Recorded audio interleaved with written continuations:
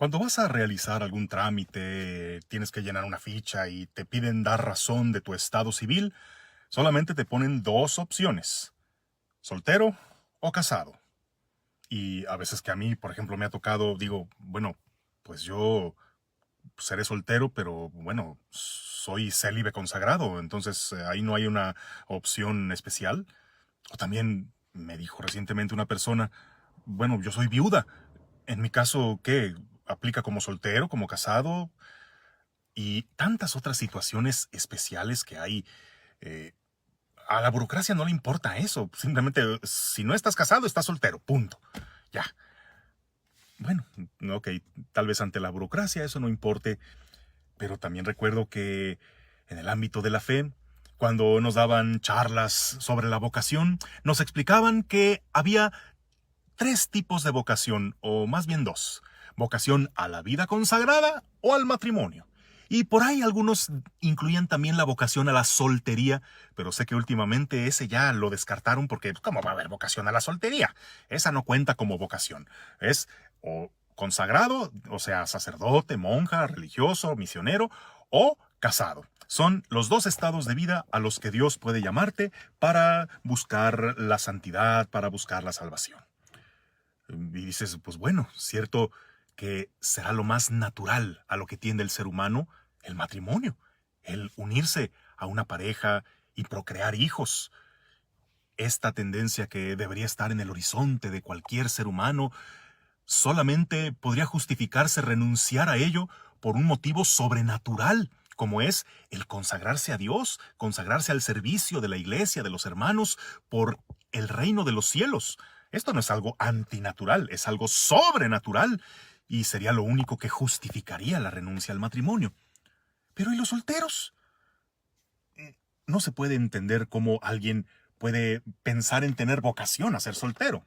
Eso, pensamos, sería más bien algo accidental en la vida. Alguien que quedó enfermo y pues nunca se casó o de plano tuvo tan mala suerte o tan poco encanto personal que no encontró con quién, o alguien que se dedicó a cuidar enfermos, sobre todo pensando en sus padres, la famosa tía que de entre todos los hermanos fue a la que le tocó cuidar a la abuelita y pues se convirtió en la nana, en la tía consentida del montón de sobrinos y ahí compensó esa parte frustrada de la maternidad. Pero pensamos, y así nos han dicho, y veo que así se explica ahora, que la soltería no cuenta hoy como vocación. Pero hoy tendremos que hacerle justicia a los solteros porque nos damos cuenta que hay un alarmante déficit de vocaciones, no solo al sacerdocio y a la vida consagrada, eso ya es un problema añejo, ahora también al matrimonio. No solo en las parroquias vemos una drástica reducción del número de bodas comparado con hace algunos pocos años. Nos damos cuenta de que el matrimonio en estas nuevas generaciones parece ya no ser como algo que a fuerzas tienes que aspirar. Ya vemos que muchos posponen el matrimonio hasta que terminen no sé cuántas maestrías, posgrados y se realicen profesionalmente, o muchos ya ven el matrimonio como que es que ¿por qué me tendría que casar? Y ya están de 30, de 35, 40 años y sin planes algunos de matrimonio, porque pues quizá ya la prioridad está más en la realización personal que en el formar una familia.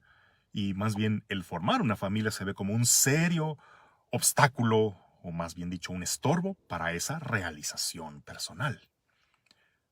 Pero bien, no pensemos que los solteros, a quienes tenemos que ya dar su lugar, y no podemos meter todos en el mismo costal de que se hayan quedado solteros solo por motivaciones egoístas, ya sea por su elección propia, por cosas que no todos están listos para entender, como dice Jesús hoy en el Evangelio, y no tendrían por qué entender todos porque es tu vida, tu propio camino, tu propia situación.